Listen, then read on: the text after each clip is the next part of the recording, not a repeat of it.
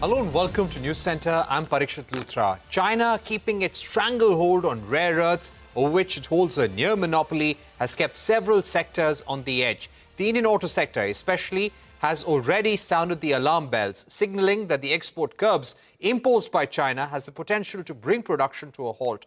An industry delegation is geared up to go to Beijing to engage with the Chinese leadership, but reports say they are yet to get an appointment. Sources tell us that the Indian embassy is actively engaging with China to expedite the rare earth licenses, even as the government looks to bolster the supply chain domestically. A report released by the Federation of Indian Chambers of Commerce and Industry in collaboration with Deloitte highlights that India has the potential to become a global leader in critical minerals by prioritizing sustainable practices, strategic investments and innovation-driven growth. However, it also highlights the challenges that are hindering the growth of the critical mineral sector in India.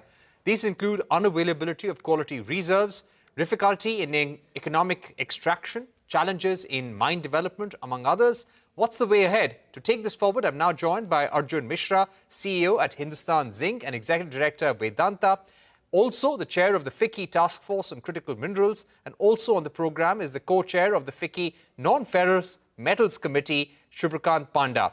Subhrakant Panda is also the Managing Director of Indian Metals and Ferro Alloys. Gentlemen, thank you very much for joining us. Subhrakant Panda, if I can begin with you, is the current crisis urging companies like yours to possibly get into rare earths, look at ways where you can have a domestic supply chain when it comes to refining, assembling and end use of rare earth magnets? Good evening, Parikshit. The short answer to your question is yes, because, as you know, we are a leading producer of ferroalloys in the country, and we also operate chrome ore mines. And therefore, mining being a critical skill that we have, it is but an obvious sort of a way forward for us to look at, how we can apply that knowledge into other areas.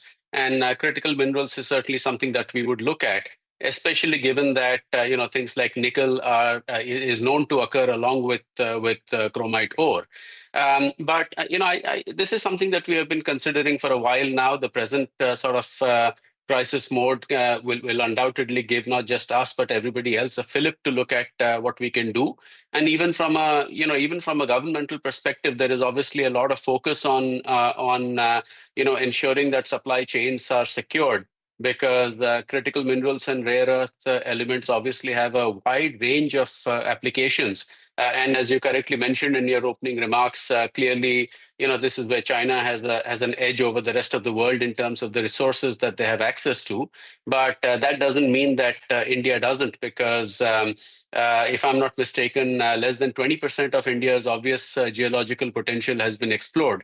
So there is a lot of work to be done in terms of exploring the reserves, exploring India's landmass and offshore for potential reserves of various, critical minerals and rare earths. And clearly, where we do have reserves, more works needs to be done to prove that to greater degree of certainty. For example, the Riasi deposits in Jammu. So these are just some of the steps that I think need to be taken, merely just sort of expedited because of where the world stands right now. Right. Mr. Misra, coming to you, India holds the world's third largest reserves of rare earth elements, and rare earth reserves in India are estimated at 6.9 million metric tons. There was a high-level meeting held this week where the Minister for Mines and Minister for Heavy Industries looked at ways where we can incentivize the industry, probably have even PLI schemes to support the domestic supply chain for rare earth magnets. Currently, is there any capability to make rare earth magnets in India?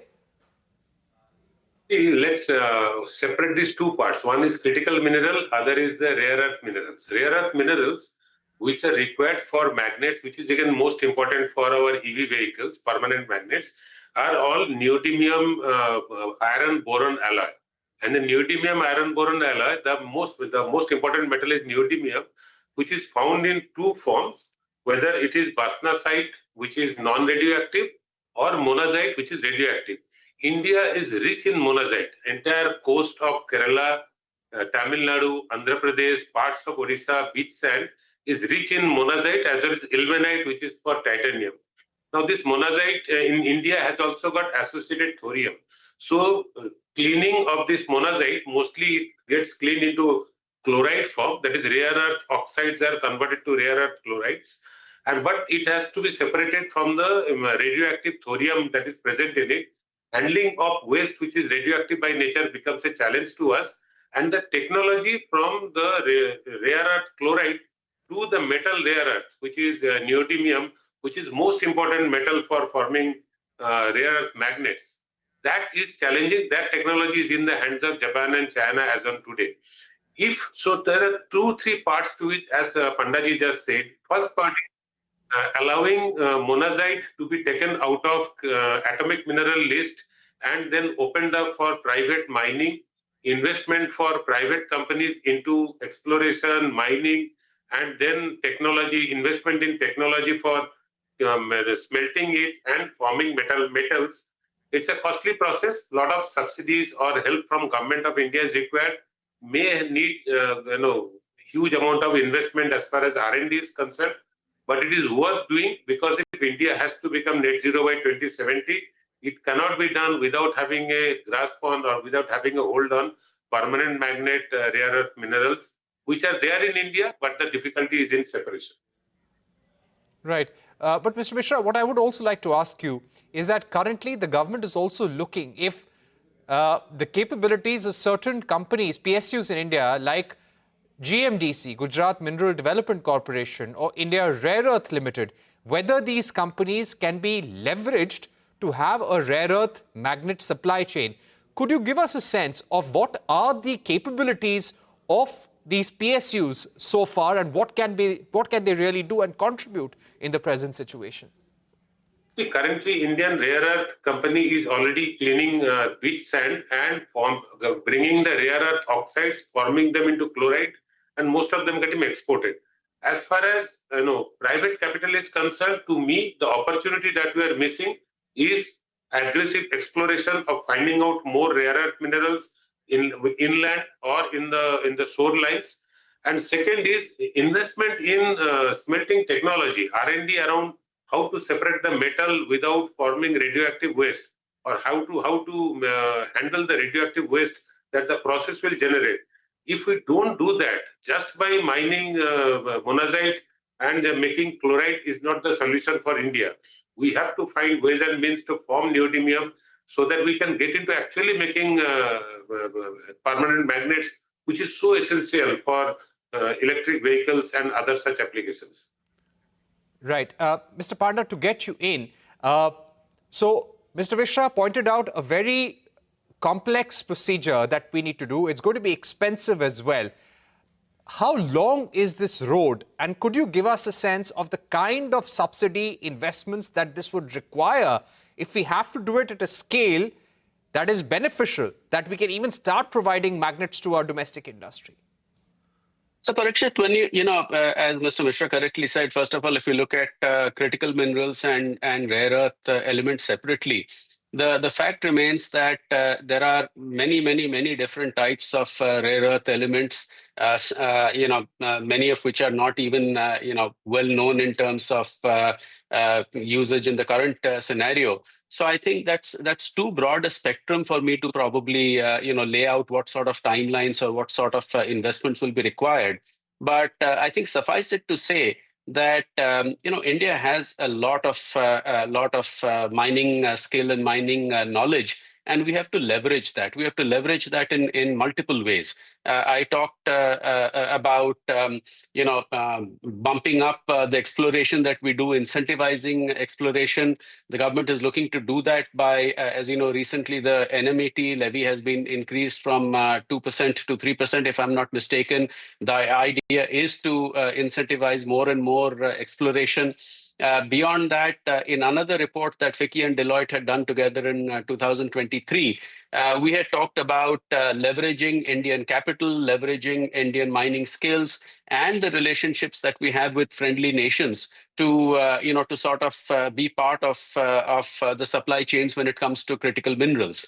And again, in terms of technology, Some of these are fairly complex technologies where we'll have to look at sourcing that and tying up. But I think if I were to broadly break up into buckets of action, first and foremost, I think enhance significantly the exploration that we are doing within our territory, whether it is on land or offshore. Secondly, look at tying up with friendly nations and seeing how we can, with Australia, with the United States, discussions are at various stages. Maybe some initial investments I think have been made.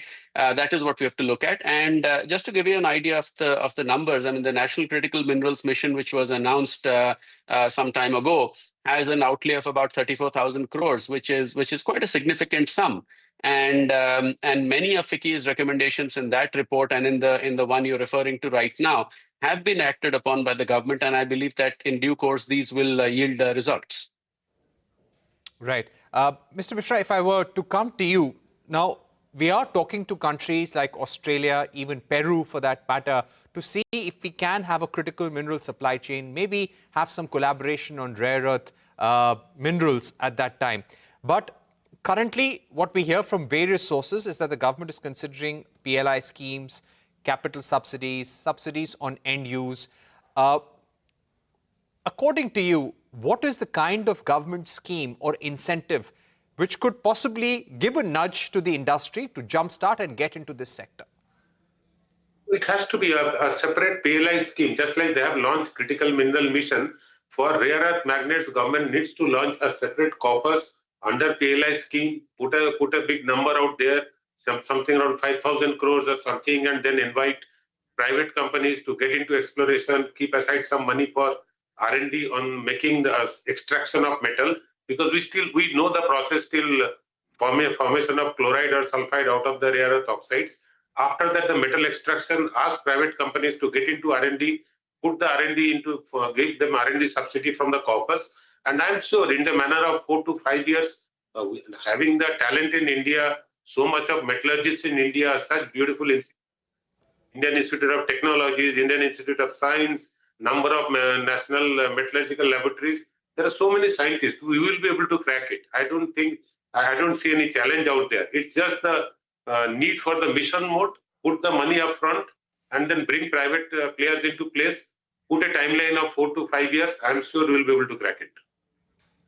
Right, but that's the challenge, isn't it? Nothing can happen before the next 4 to 5 years. It's going to take time, and in the short term, there will be pain. Thank you very much, Mr. Panda. Thank you very much, Mr.